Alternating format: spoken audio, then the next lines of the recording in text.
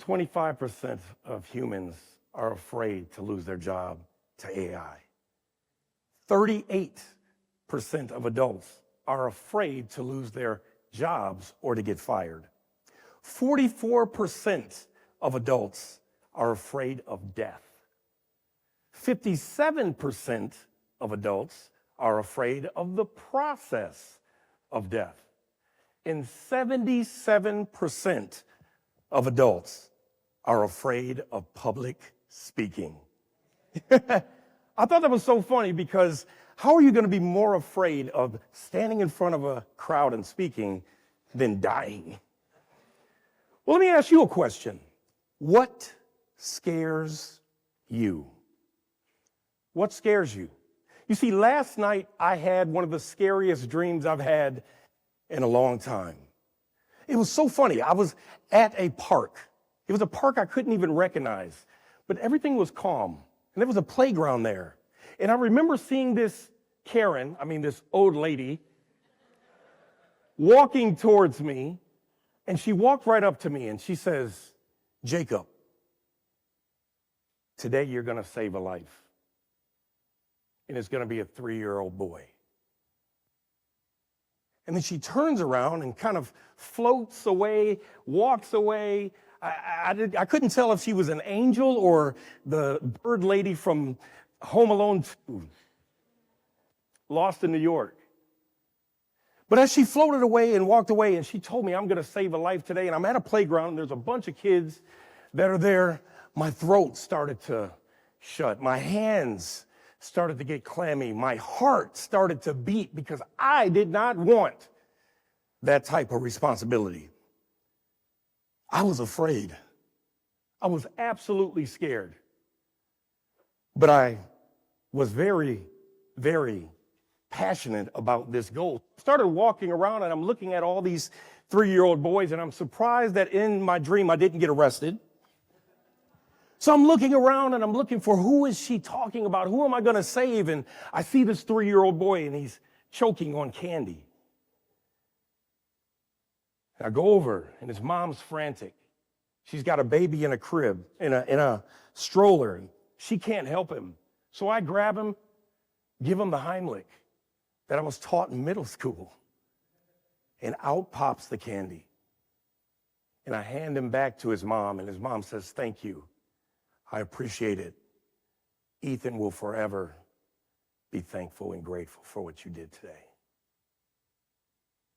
All day today, I've been trying to figure out what was this dream that woke me up in the middle of the night? Why did I have this dream that scared the mess out of me? And then it came to me. You see, none of us want to fail at the tasks that we're given. None of us want to fail at the goals that we set out to strive for. And I'll never forget this story. I was with my aunt about 2 months before the NFL draft in 2006, and I was getting ready to go to the NFL. It was my dream all my life. And she sat me down. She says, "Jake, what happens if football doesn't work out?" I'm like, "Aunt Yvette, football's going to work out." You see, I had just finished my senior season here at Central Michigan. I was 5th-year senior. I was 6'3", 220 pounds. I ran a 4.38 40. And for any football fans in here, you guys know I was a freaking beast. But she asked me, "What happens if football doesn't work out?" I said, "Aunt Yvette, I'll just fall back on what I was getting my degree in, graphic and web design." Clark Most was my teacher. Yeah. I just fall back on my degree. And she says, "Jake, if you're ever going to fall or if you're ever going to fail, always fall or fail forward." Which is funny because in life, we are always taught, in football, we're always taught when you're running the ball and you get tackled to fall forward because you gain extra yards. You gain extra yards. Well, 2 months later, I got cut from the Oakland Raiders and I had to learn what falling forward was. But I also lost a few things that day. You see, football was the only thing I knew for 22 years. And I never wanted to let my family, my friends down. You see, getting cut from the NFL was one of my biggest fears. And when it actually happened, I lost my identity, and I lost myself. And I struggled for about 15 years with identity crisis. I struggled for 15 years with addiction. I leaned on alcohol all of these years. And I struggled and I struggled and I struggled. And it wasn't until August 25th, 2021, that I woke up and I made a decision that I wanted a different life, a better life. And I wanted to stop choking on the things that were killing me, my relationships, my businesses, and myself. And it's only by the grace of God that I am over 3.5 years sober today. You see, I had that dream last night because my charge is to go around looking for those that are choking and hurting in their life, those that can't help or save themselves. I am to seek them out and help them out of their own devastation. I am to bring them back to life. I have to give them the Heimlich and to not hold back the story of failure that I went through so they don't feel alone. You see, for 15 years, I thought I was the only one that was a failure.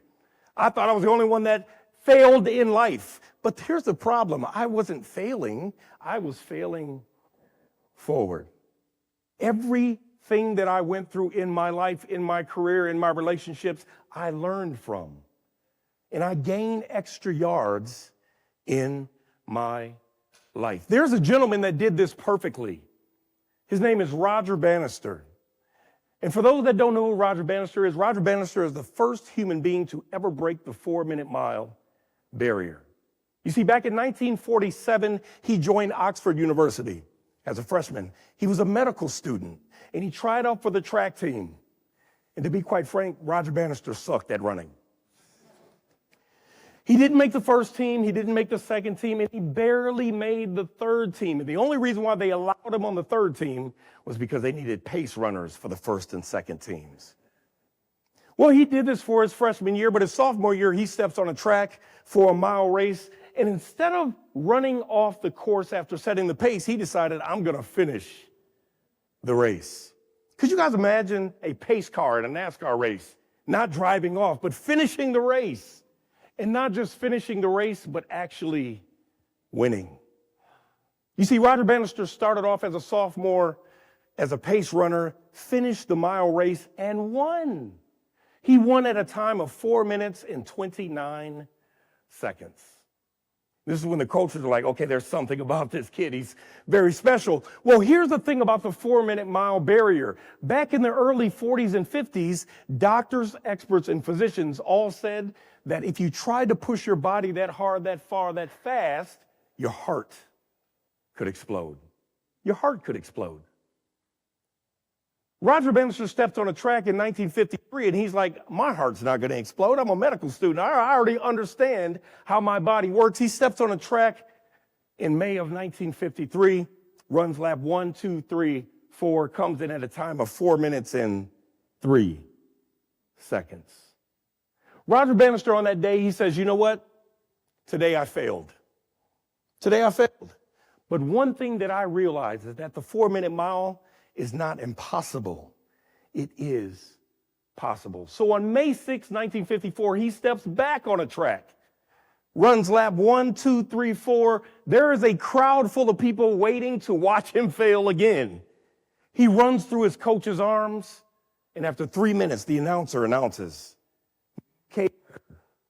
new world record, new European record, 3 minutes and 59.4 seconds. Now you got to imagine, after thousands of years of no human being even attempting or breaking the 4-minute mile barrier, Roger Bannister breaks this barrier. And my question to you is, how did he defeat the fear of death? The fear of death. No one else even tried to attempt this. Mel Robbins talks about the prefrontal lobe. He talked about the prefrontal lobe a little bit earlier. Regulates our thoughts, our anxieties, our fears. Roger Bannister, on that day, he understood he wouldn't die. And on that day, not only did he break the 4-minute mile barrier, but he changed the course of history. Because only 40 days later, the second human being broke the 4-minute mile barrier. 3 weeks later, the third human being broke the 4-minute mile barrier. In fact, today, running a mile in under 4 minutes is standard for competition. In 1999, a man from Morocco ran at a time of 3 minutes and 43 seconds. Broke the world record. I couldn't even do that on a bike. Roger Bannister didn't just change his course of history, but he changed the course of history for the rest of the world. When I made the decision to change my life, when I made the decision to live a life of sobriety, when I made that decision, I didn't just change my life, I changed the generations that will come after me. And those that I help stop choking on their life, it helps change their course of history as well.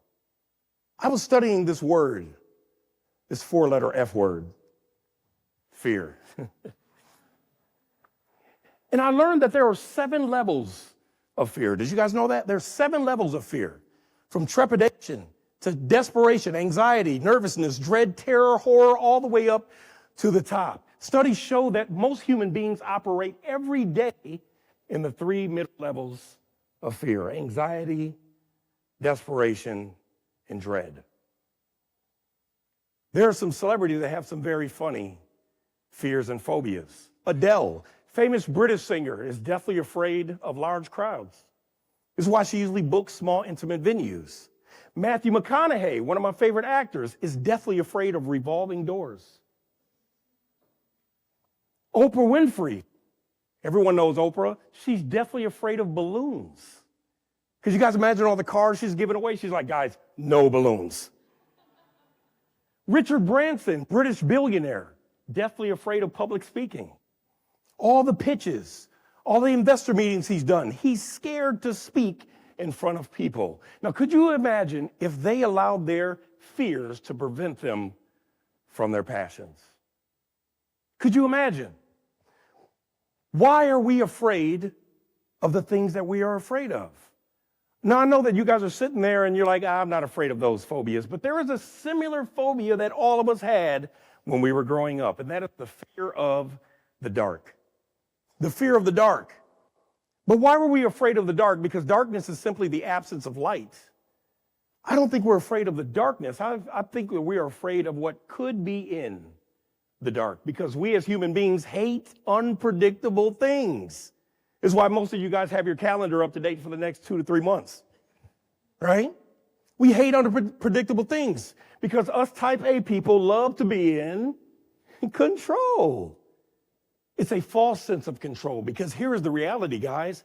None of us are really in control. There's a story of an old Chinese farmer that once lost his horse. And all the villagers came around. They said, "We're so sorry, that's bad fortune, isn't it?" Chinese farmer simply replied, "Maybe." The next day, the Chinese farmer's horse returned with 7 wild horses. All the villagers came around. They said, "That's great fortune, isn't it?" Chinese farmer simply replied, "Maybe." The next day, the Chinese farmer's son took out one of the wild horses to try to tame it. He was thrown off the horse's back and broke his leg. All the villagers came around. You know what they said. "That's bad fortune, isn't it?" Chinese farmer simply replied, "Maybe." The next day, the Chinese emperor ordered all able-bodied men to go to war. They were going to war with a neighboring country. The officers came around to look for the men that could go to war, and they had to leave the Chinese farmer's son because his leg was broken. In that war, many men were maimed and many were killed. But the Chinese farmer's son was saved because his leg was broken.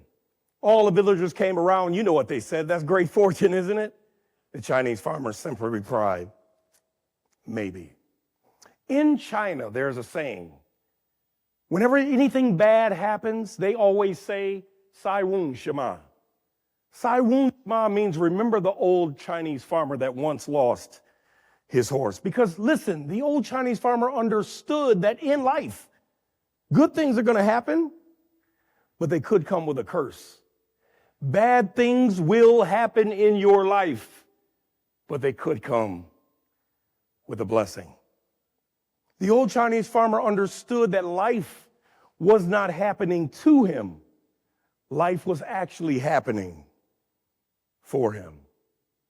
So if you allow yourself to understand that everything that happens in your life is going to happen and work for your good, you don't have to fear. And you don't have to be afraid to fail. You can take the risks. You can step out on the limb. You can do the things that actually scare you. And you can do them anyway. Back in 1957 in Bangkok, Thailand, there were these monks relocating a monastery. And inside the monastery stood a 9-foot, 8-inch concrete Buddha. And once they were relocating it, they noticed a small crack was on the side of the Buddha and light was coming from this Buddha. They go and chisel away the concrete and they notice more light. They chisel away all the concrete and they discover a 9-foot, 8-inch, 5.5-ton solid gold Buddha worth $250 million. True story. Well, in the early 1700s, the monks then were worshiping this golden Buddha. But they heard the Burmese army was coming in to invade Bangkok, Thailand. They said there's no way they can discover this valuable Buddha. Let's cover it with mud and clay. So they cover it with mud and clay. Burmese army comes in, kills off half the land. After about 100 years, anyone that remembered the Buddha was once gold had either died or forgotten until the day it was rediscovered in 1957. The moral of this story is that when we were little, when we were young, we all had value, we all were precious, and we all had light. But something happened. Our parents, they imposed their fears on us. It's hereditary. Do you guys know that? They put their fears on us. Hey, don't date that guy. He's no good for you. Don't date that girl. She's not good for you. Leave those friends alone. They're not good enough for our family. Our boyfriends, our girlfriends, they broke our hearts. Our friends didn't keep their promises. So we put up these things called walls. And we go through our life, about half of our life, carrying around this shell of a person, this baggage. And we're looking in the mirror and we don't even recognize our own selves. And then something happens.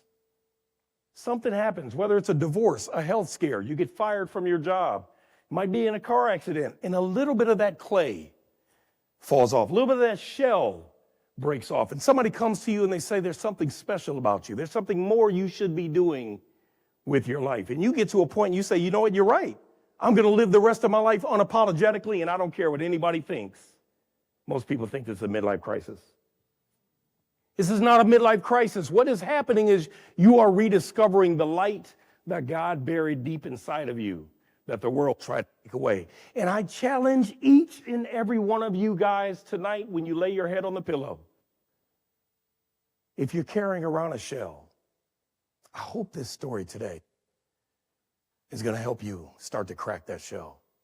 I hope this story today is going to help you understand that there's more for you in this life. Thank you so much. My name is Jacob Brown.